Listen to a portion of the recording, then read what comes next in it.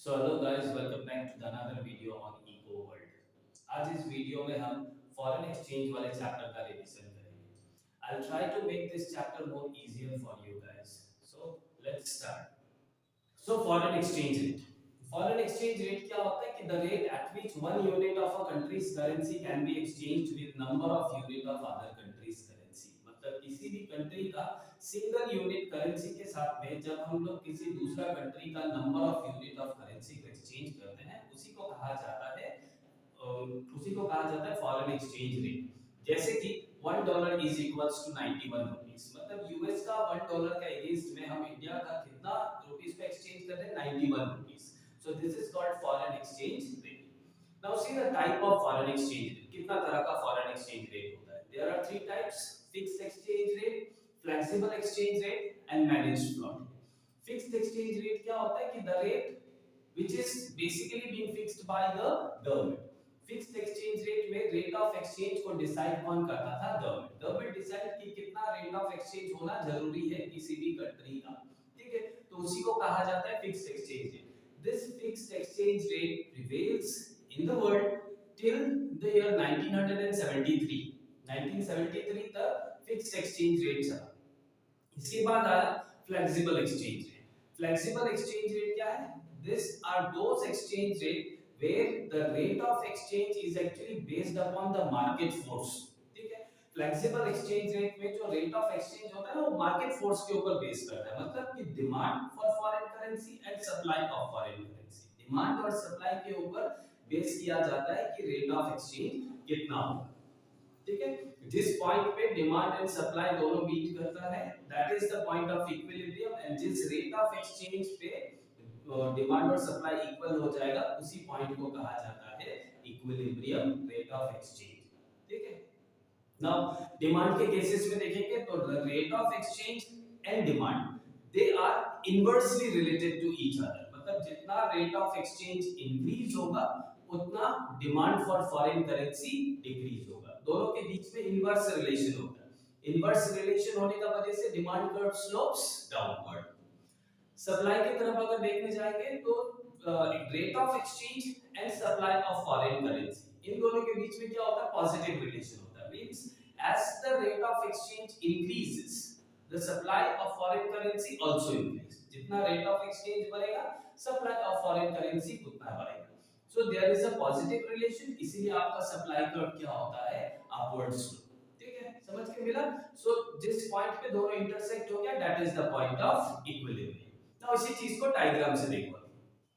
Now see, x axis हो गया हम लोग का demand and supply of foreign currency, and Y axis हो गया आपका रेट ऑफ एक्सचेंज, ठीक है? नाउ डिमांड, जैसे कि मैंने बताया था कि डिमांड कर्व स्लोप्स डाउनवर्ड, तो डाउनवर्ड स्लोप हो गया आपका demand curve and supply curve slopes upward. S S हो गया सप्लाई का, डी डी हो गया डिमांड का। जिस पॉइंट पे दोनों इंटरसेक्ट किया, that is the point of equilibrium. And जिस रेट ऑफ एक्सचेंज पे, रेट ऑफ एक्सचेंज कितना है? OR। जिस रेट ऑफ एक्सचेंज पे डिमांड और सप्लाई इक्वल हो जाएगा, that would be your equilibrium rate of exchange. समझ में आया? Now see, component of demand for foreign currency, मतलब किस किस रीजन से हम लोग फॉरेन करेंसी को डिमांड कर रहे हैं। अगर रीजन देखेगा तो the first components of demand for foreign currency is import. जब गुड्स इंपोर्ट कराया जाता है, then we need some foreign currency. Second, tourism. If suppose to be we went to other countries, अगर हम लोग किसी दूसरा कंट्री में गया तो वहां जो भी इन्वेस्टमेंट होगा, that would be based on their respective countries और respective currencies. Third, direct purchase. अगर आपने कोई फॉरेन कंट्री से कुछ सामान परचेज किया, so that is the third point when we are demanding for foreign currency. Fourth, investment in rest of the world. अगर हम किसी फॉरेन कंट्रीज में जाके इन्वेस्टमेंट करेंगे, तो वहां भी क्या होगा? उन्हीं रेस्पेक्टिव करेंसीज में हमें इन्वेस्टमेंट करना होगा। So this are the four points जिसके वजह से हम लोग फॉरेन करेंसी का डिमांड कर रहे हैं।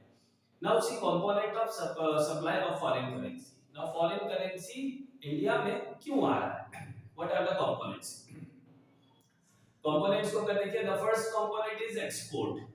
जब इंडिया से कोई गुड्स एक्सपोर्ट हो रहा होगा, that is the first point जब आपका फॉरेन करेंसी सप्लाई हो रहा होगा। Second, again the same, tourism. अगर कोई फॉरेनर इंडिया में घूमने के लिए आया, दे came with their respective currencies, that is the second point. Third point is direct purchase, वही सेम अगर कोई फॉरेनर इंडिया में कुछ सामान परचेज कर रहा है, ठीक है, so that is the third point when the foreign currency came to India. And the lastly fourth point, investment from rest of the world. अब अगर कोई फॉरेनर इंडिया में आया इन्वेस्टमेंट करने के लिए, like MNC companies, stock market में investment करना, उस टाइम पे भी क्या होगा, फॉरेन करेंसी का सप्लाई होगा। So this are the four points when there is a supply of foreign currency. समझ में आया? Now next is appreciation of domestic currency and depreciation of domestic currency.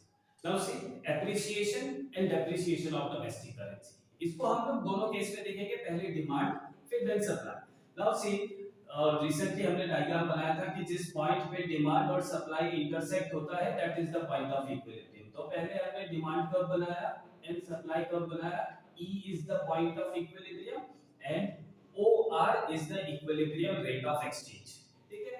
Now as the demand increases, अगर हमने foreign currencies का demand increase कर दिया, जैसे कि रिसेंटली अभी component of demand for foreign currency आपको दिखाया था कि किस किस रीजन से हम फॉरेन करेंसी को डिमांड करते हैं। If supposed to be the demand for foreign currency has been increases, अगर डिमांड इंक्रीज होगा तो demand curve shift to the right, तो हमने डिमांड कर्व को राइटवर्ड शिफ्ट कर दिया। Now see, D1 is the new demand curve, ठीक है, जैसे डिमांड इंक्रीज हुआ demand curve shift to the right. Now new demand curve and supply curve intersect at this point E1, ठीक है, और यहां से हमने एक नया equilibrium rate of exchange draw कर दिया। It means that now we come to know that the rate of exchange increases. क्या हो गया कि रेट ऑफ एक्सचेंज इंक्रीज हो गया। रेट ऑफ एक्सचेंज इंक्रीज होना, it means depreciation of domestic currency. इसका मतलब क्या है कि हमारा डोमेस्टिक करेंसी में क्या हुआ, डेप्रिसिएशन। Got it? जब रेट ऑफ एक्सचेंज इंक्रीज होगा तो depreciation of domestic currency, rate of exchange decrease होगा तो एप्रिसिएशन ऑफ डोमेस्टिक करेंसी, ठीक है। तो जब डिमांड इंक्रीज हुआ तो रेट ऑफ एक्सचेंज इंक्रीज हो गया, which is known as depreciation. Now see, दूसरा तरफ इस डायग्राम में अगर हम लोग देखेगा तो again we have drawn demand for foreign currency DD and then supply of foreign currency SS। जिस पॉइंट पे दोनों इंटरसेक्ट हुआ, that is the point of equilibrium, and ये OR हो गया हमारा equilibrium rate of exchange. Now if supposed to be the demand for foreign currency decreases, अगर हमने फॉरेन करेंसी का डिमांड करना छोड़ दिया, ठीक है, हमें नहीं चाहिए foreign goods, we are not going to invest in the foreign countries, तो ये सब कारण से हमने क्या किया, अपना फॉरेन करेंसी का डिमांड को डिक्रीज करा दिया। जैसे ही डिमांड डिक्रीज हुआ, demand curve shift to the left. Now D1 is the new demand curve which slopes downward or leftward.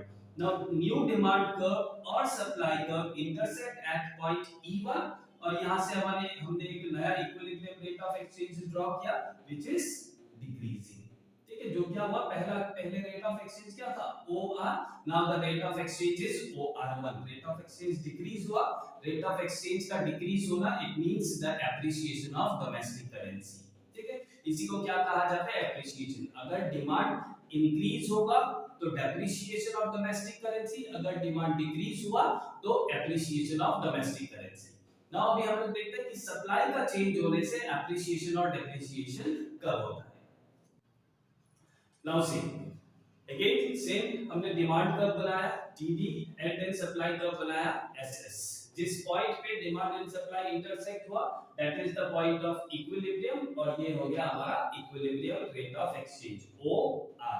Now if the supply of foreign currency increases, अगर foreign currency का supply increase हो गया, components हमने देखा, export, tourism, investment from rest of the world, likewise इन सब कारण से अगर हमारा supply of foreign currency increase हो गया, इंक्रीज होने से शिफ्ट टू द राइट, तो S1 is the new supply curve, ठीक है, नया सप्लाई कर्व ड्रॉ कर दिया। नाउ नया सप्लाई कर्व और demand curve intersect at point E1, और यहां से हमने एक नया रेट ऑफ एक्सचेंज ड्रॉ किया व्हिच इज डिक्रीजेस, ठीक है। पहले रेट ऑफ एक्सचेंज था OR, now the rate of exchange decreases to OR1।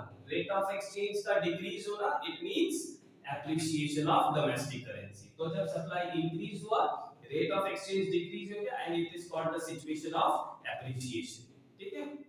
Now see, on the other side same demand curve हमने ड्रॉ किया dd and then supply curve हमने draw किया ss। जिस point पे दोनों इंटरसेक्ट हुआ that is the point of equilibrium and it is called the equilibrium rate of exchange OR। ठीक है। Now if the supply of foreign currency decreases, supply अगर decrease होगा then the supply curve shift to the left. S1 is the new supply curve। जैसे ही supply decrease हुआ supply curve left तरफ shift हुआ। Now new supply curve and demand curve intersect at point E1। ठीक है, E1 में intersect हुआ and यहां से हमने एक equilibrium rate of exchange draw कर दिया OR1। Now the rate of exchange increases। अगर rate of exchange increase होता है तो it is called the situation of depreciation।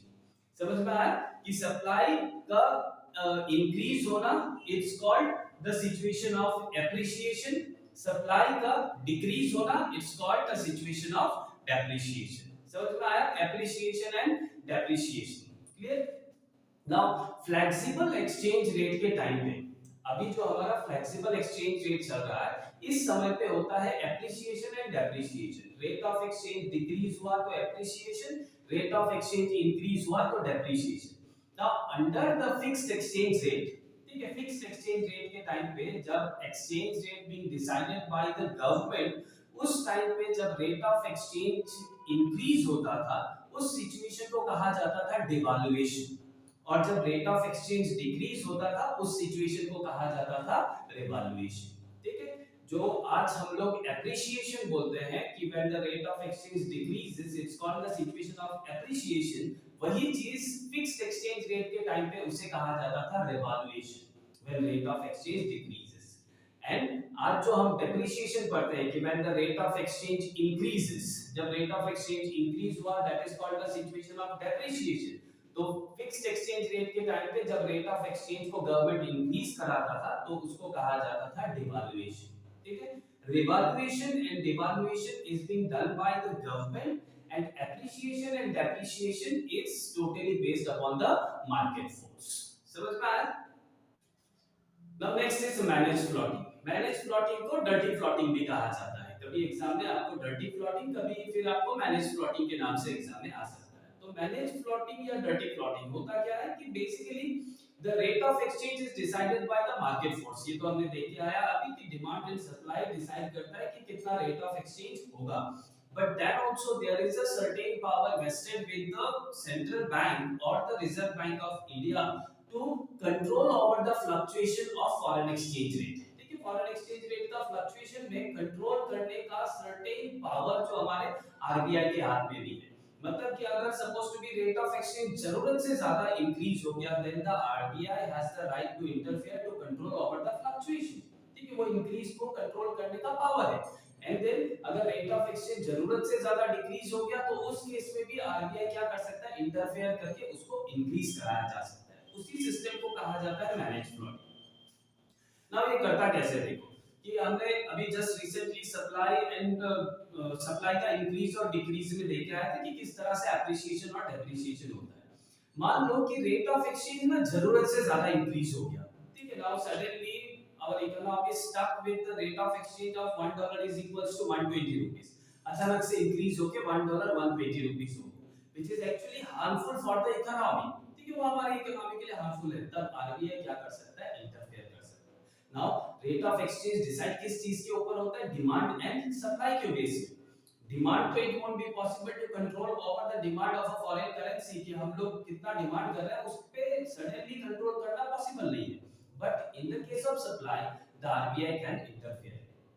जब रेट ऑफ एक्सचेंज जरूरत से ज्यादा इंक्रीज हो जाता है उस टाइम पे आरबीआई क्या करता है कि फॉरेन करेंसी को फॉरेन एक्सचेंज मार्केट में सेल कर देता है। ठीक है, जितना भी फॉरेन करेंसी आरबीआई के पास में है, whatever the sum of foreign currency needed, उस sum of foreign currency को foreign exchange market में सेल कर देता है। तो सडनली क्या हुआ कि फॉरेन एक्सचेंज मार्केट में आपका फॉरेन करेंसी का सप्लाई इंक्रीज हो गई।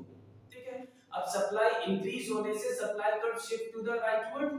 ठीक है, सप्लाई राइटवर्ड शिफ्ट होगा। अभी हमने देखा था कि जैसे ही राइटवर्ड शिफ्ट हुआ the rate of exchange decreases. ठीक है, सो this is called manage plotting. जब रेट ऑफ एक्सचेंज जरूरत से ज्यादा इंक्रीज हो जाता है आरबीआई क्या करता है, फॉरेन करेंसी को फॉरेन एक्सचेंज मार्केट में सेल कर देता है।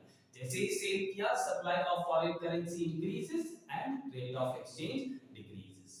वाइस वर्सा, जब suppose to be the rate of exchange जरूरत से ज्यादा डिक्रीज हो गया, ठीक है, सडनली इकोनॉमी में क्या हुआ, रेट ऑफ एक्सचेंज डिक्रीज होके $1.50 हो गया, which is also become harmful for our economy, क्योंकि फॉरेन इन्वेस्टर नहीं आएगा इंडिया में इन्वेस्टमेंट करने के लिए।